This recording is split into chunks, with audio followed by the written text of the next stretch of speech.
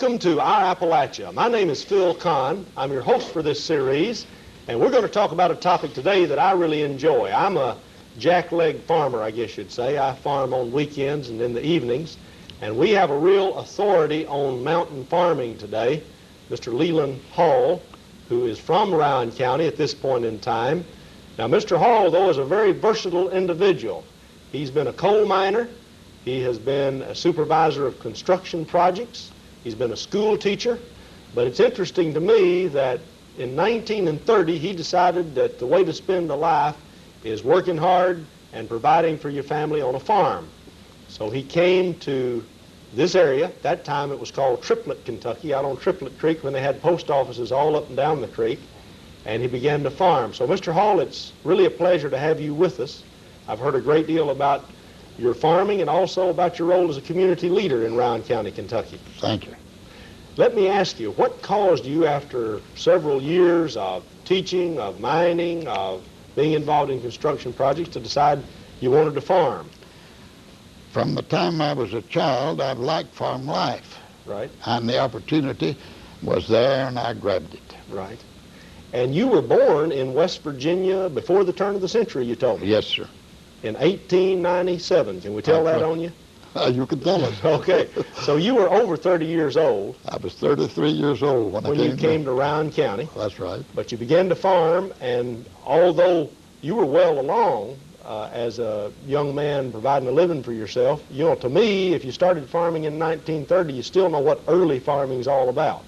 And I'm intrigued by the farming techniques of that point in time, and I want to ask you a whole lot about them at this point in time. Now, you tell me that in 1930, you certainly didn't use tractors to farm in Rowan County. Well, there wasn't any tractors here. Right. Maybe 3 or 4 in the county. Right. So how'd you farm? How'd you turn your soil? Well, we followed a team and a turning plow. Right. And mainly mules, you say? Mules, horses.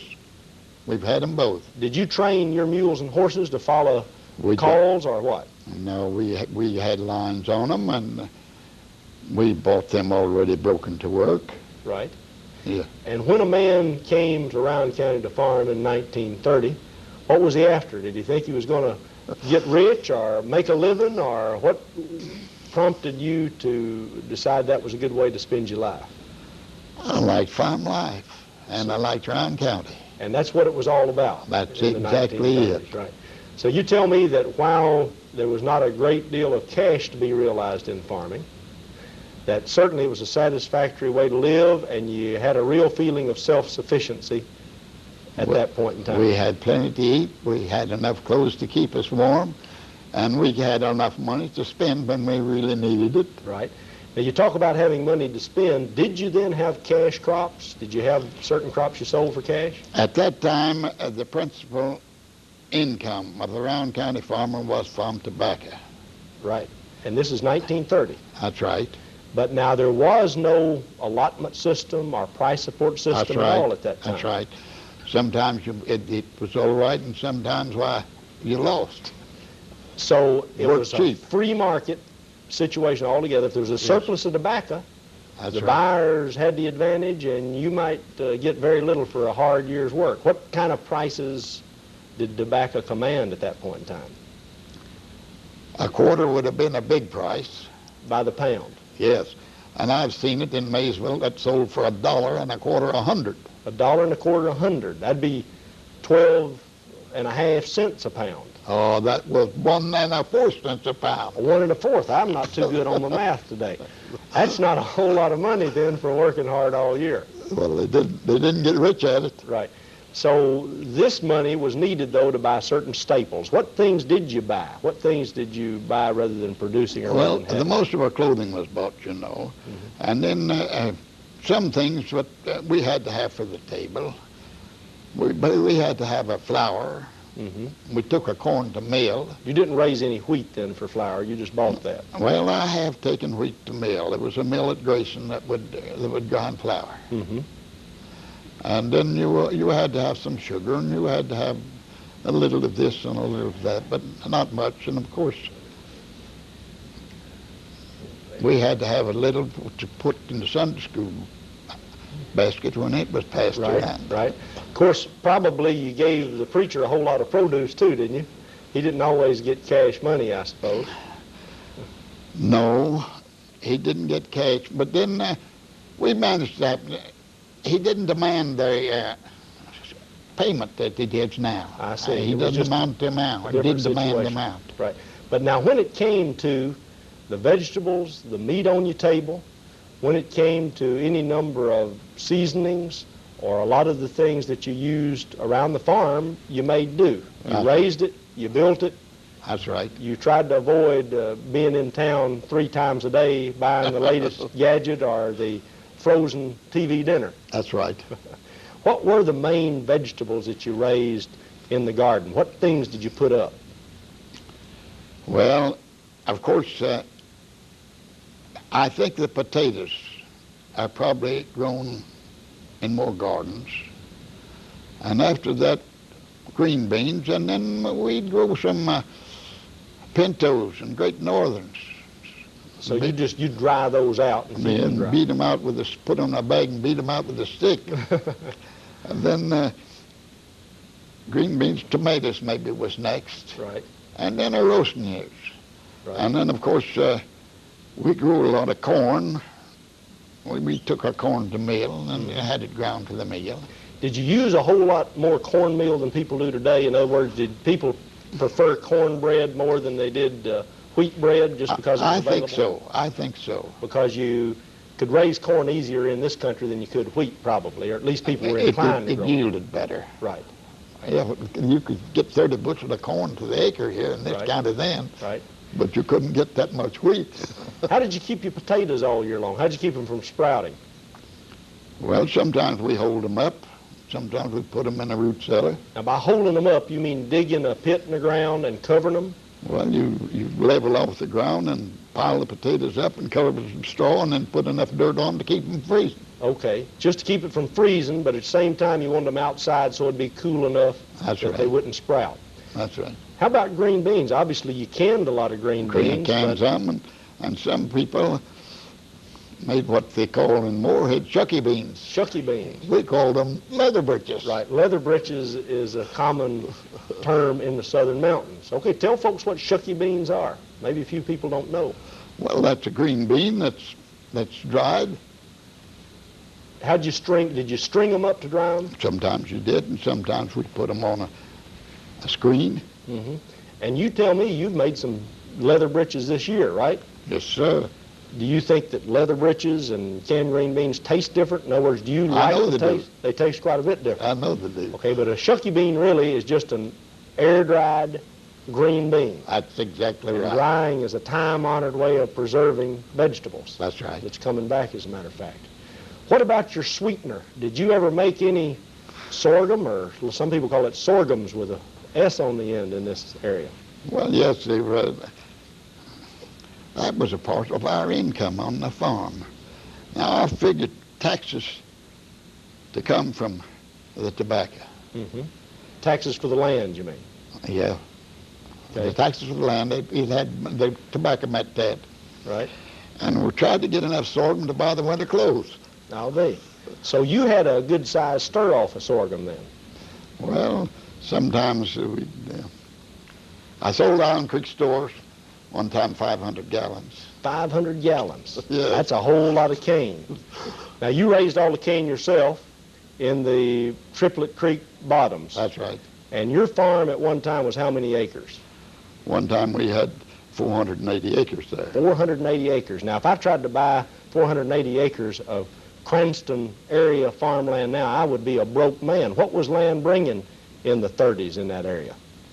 Oh, farmland, prime farmland would sometimes go as high as $50. That's still a pretty good price for 1930, isn't it? Yes, but then your hill land and timberland,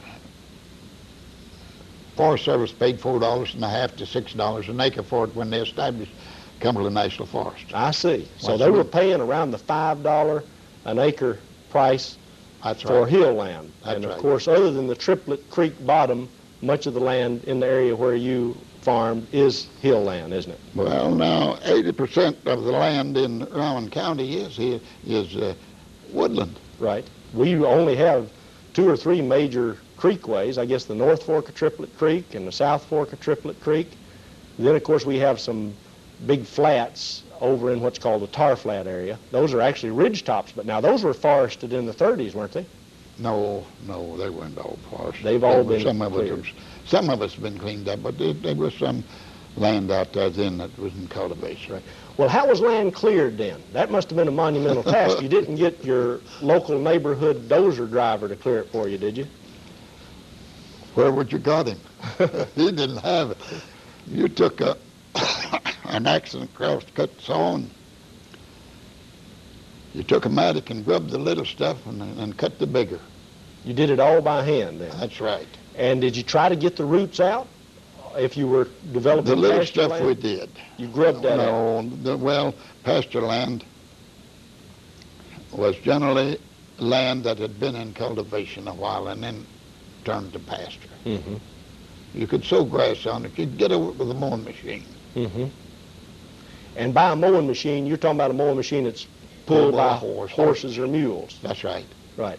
But now, you often cleared land, leaving large roots in the ground. Sure. And then you just graze it and wait for those to decay before you could really till it. Oh, you cultivated that land in there. And you put a color plow in there and cut some of those roots, and some of them you worked over top of them.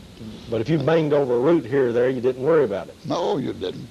You know, in this area, old farms have these huge rock piles. And I guess all that was hand labor, people just picking up rocks over the years in fields. It didn't grow that way. Yeah, that's right. So there was a lot of effort every year, I guess, picking up the rocks that the winter rains brought to the surface, or at least washed the dirt. Well, now, in these creek bottoms, in that, what we'd call made soil, that sandy loam and clay mixed, Mm-hmm. there wasn't so many rocks there. That's in the bottoms like where you were. Yes. But now you get up on a ridge top and it can get pretty rocky. That's right. And it can stay pretty rocky for that That's matter. Right. Did you buy a tractor then about as soon as they came into this country, and when was that? I had an old IHC tractor before Fords were available. Mm-hmm. So you were one of the first fellows to really get a tractor in this country. Well, they was the Mayberries, the Evanses, and Boston Logan, I think, had tractors before we did. Right. They had tractors when we came Right. here. I've been interested in the description you give of farming and life in general before World War II and after World War II. And you give me the impression that World War II was what you might call a major dividing time for kind of old traditional ways of doing things and new ways. What do you think it causes that? Why is World War II such a significant watershed for the way things were done in this country? We had just come out of a big depression, and the economy was better. It always is a little bit more things required in wartime, and people get the habit and they want more. So they liked the idea of the tractors. They could come out because there was, the war helped to stimulate inventions, Mm-hmm. designs, Mm-hmm. and the tractors were one of them. Right. And then they could use the tractor. Then the hybrid corn came out. Now, in 1932, the average yield of corn in Rowan County wouldn't have been more than 30 bushels to the acre. Mm-hmm. That's not much at all for hard work, is it? No, sir. It worked cheap. Right. The average yield of tobacco then was about 400 pounds the acre. I'll be. Mm-hmm. What role did fertilizer play? Was it used more commonly after World War II, or has it been used since the turn of the century in farming of this area? As the production increased, the land produced more by using fertilizer, the people saw that it was a necessity. Right. Right. And so they began to use more of it.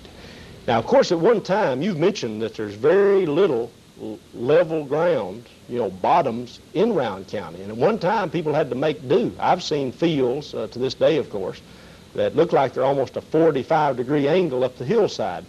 That required a lot of hard labor, and it also led the way to a great deal of erosion, I would imagine. Was erosion a more critical problem in Rowan County before World War II than it has been since?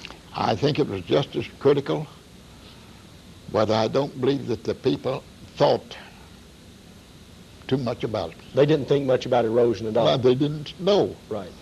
But you tell me that the creeks would fill up with water oftentimes. That's right. Because fires in the area, which weren't controlled as well as they are today, would consume all of the humus, the leaf mold, all of the vegetation. And when the water hit that ground, I mean, it'd go to the creek lickety-split. That's right. So you'd have almost a flash flood situation as compared to today. The control of the suppression and control of forest fires in Rowan County had a great deal to do with stopping flooding. Mm-hmm. Mm-hmm. It slowed that runoff down. Right, right. Well, then that's been a tremendous asset that a lot of people don't even think of. People don't really associate controlling forest fires with flood hazard, do they? That's right. But it's something that they should look at. Well, let's jump back to what you ate in the 30s. What kind of meats did you prefer, and how did you raise your meat, and how did you preserve your meat out in Triplet, Kentucky in 1930? Well, of course, we had some hogs, and then we had some cattle. We'd kill a beef, and we canned them it. Right. And our hogs, now hogs were grown more because they needed the fats for cooking the vegetables. So people were after lard as much as they were more pork. the meat, yes. Mm-hmm. The hams, bacons, some of the shoulders were cured. Did you have your own smokehouse Sure. to cure meat? Sure. And we canned the loin and some of the other meat. So there was a lot of canned meat. Of course, this was before refrigeration. That's right. And you canned meat as well as curing meat. Did you ever dry meat? I associate what they call jerky and so forth in the far we west. never did that. We I never did don't that at think, all. never heard of it in this country. Right. What about electricity? Was there electricity in the 30s out Triplet Creek? No, sir. No, sir. And when did it come to your area? It come up there about 45 or 6. So you didn't have to worry about electric bills and whether or not they were going to That's go right. up That's right. until after World War II, actually. Sure, it was after World War II. Right. That's when we got the tractors. That's when we got the electric lights. Right. So you didn't do a whole lot of work at nighttime out that area unless it was something you did up around the house, I take it. Well, I carried a lantern on my, wore out several lanterns on my arms, going to the barn to milk before daylight. Right, right. Milk after daylight. Right. So, after dark. So it didn't slow you down that you didn't have electric lights in your barn, I don't No. guess, or on your tractor. You stumbled around more in the dark then. I guess so. Now, you told me that you had a car relatively early in this area. In fact, when you came from West Virginia, you had an automobile. I had an A model Ford. But just because you had an automobile didn't mean you could always use it. Didn't mean you could give up on your mule or your horse. Why was that? Well, we didn't have a blacktop road everywhere we went. Right. And there was plenty of mud in the winter season. Got pretty deep. Yes, sir. So sometime A model or no A model, for one of a good road, you saddled up and headed to town. That's right. Or hitched up and come the wagon. Right. Now, I'd say the area you are living in right now, for that matter, is only, what, 10, 12 miles from Morehead? Well, I called it 11. Okay. But coming to Morehead was not an everyday affair, was it? Oh, no. How often did you come to town, and why, mainly? Oh, I didn't average, I don't think, coming more than once a month. I see, right. You were self-sufficient and happy, and you would come to town for what purpose? Well, just to buy some of the staples, or did you even have country stores out in that area? we had stores out there, but then maybe one thing or another, circumstances arise. Right, right. You might come in to pay your taxes. You might be called in here to a meeting that Extension Service had. Right. Of course, you have been a community leader ever since you've been here, and I want to point out to our audience that Mr. Hall has been a major leader in all of the Agricultural Extension Service programs. He's a major leader in soil conservation programs. In fact, he is active to this day in those areas and has made a tremendous contribution to modern farming. I told you I wanted to talk about old-timey farming today, but you're one of the gentlemen who has brought modern techniques to a lot of the practices in this area. Have you done that mainly out of a personal interest, or mainly to improve the lot of your fellow man, or exactly why have you devoted all this time to community service? Well, Mr. Conn, I felt that he should do what he can to help his neighbors in the community. And as a rule, he'll help himself in doing that. Right, right. That's certainly a good philosophy. Now, at the time you were providing all of your own produce, you tell me there wasn't a lot of cash money, but you folks never really felt want. I mean, you had a full table, and you never viewed yourself as farmers getting by. As a matter of fact, you tell me the whole term subsistence farmer wasn't known in the 30s. That it wasn't. If that means making a living off the farm, everybody was doing it, but they weren't talking about it that way. That's right. I don't think that term come into use until the welfare programs. The whole notion of a subsistence farmer. Yeah. Because back then, making a living on the farm was what life was about for rural people, I suppose. You know, lots of people think that the welfare program started with farmers. The welfare program started back under Woodrow Wilson when Workmen's Compensation Act was passed. And that's the first one that we had. Right, right. So you feel that the way the programs were developed were more for industrial employees who couldn't find work than they were for rural people. I think so. As a matter of fact, I guess during the Great Depression, people were fortunate if they had a farmstead and could produce their own goods and stay alive. Well, there was lots of people came back to Rowan County. You know, Kentucky's always been a source of surplus labor, and often at least 20% of the inhabitants or the people seek employment in other places. Mm-hmm. And when that employment stops, they come back home. Right. Well, of course, the Depression was hard on everyone, but someone's told me, now you can address this question, I'm sure, that one of the major sources of cash income in Rowan County in the 30s was moonshine whiskey, illicit whiskey. And that's because folks had corn that didn't sell too good, but they knew how to turn corn into something to drink, and that there were certain speakeasies up in the Cincinnati area where folks didn't mind consuming Rowan County corn liquor. Is there any truth to that, or do you know anything about that? Well, it's partly true. Now, I don't think that they was more bolted meal or meal bought to make the whiskey than they used their own corn that was grown. Right, right. But were there quite a few folks that did run off some whiskey to get a little cash to make do? Well, some of them made their living that way. Made their living by... And when you saw one that was a moonshiner, his farm suffered. Oh, really?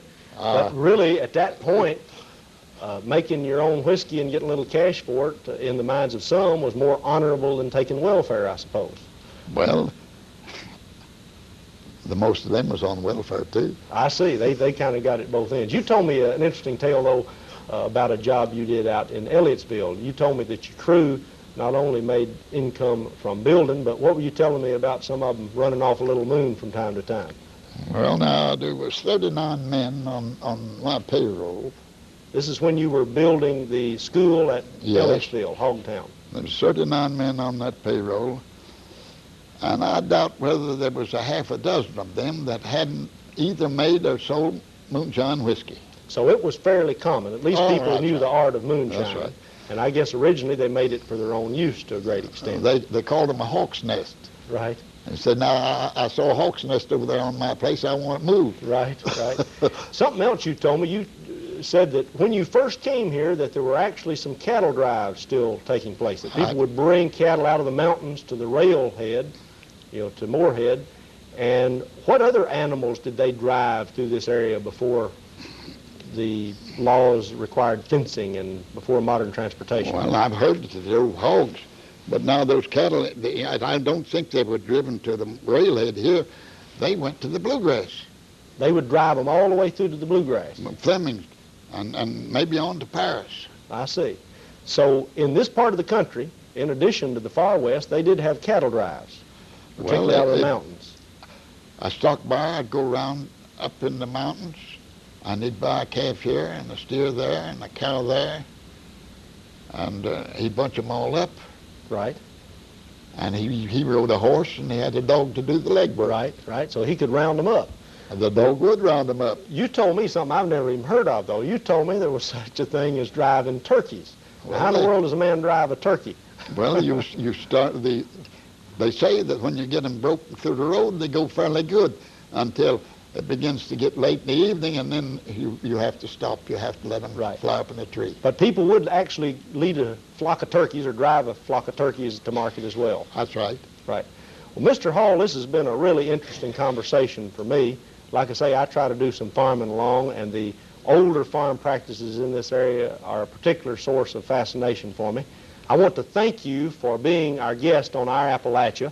I also want to thank you as a Rowan Countyan for all the tremendous community service you've rendered to this area. So thank you, Mr. Hall, and those of you who've watched us, join us again next week as we take up another interesting aspect of our Appalachian heritage and culture.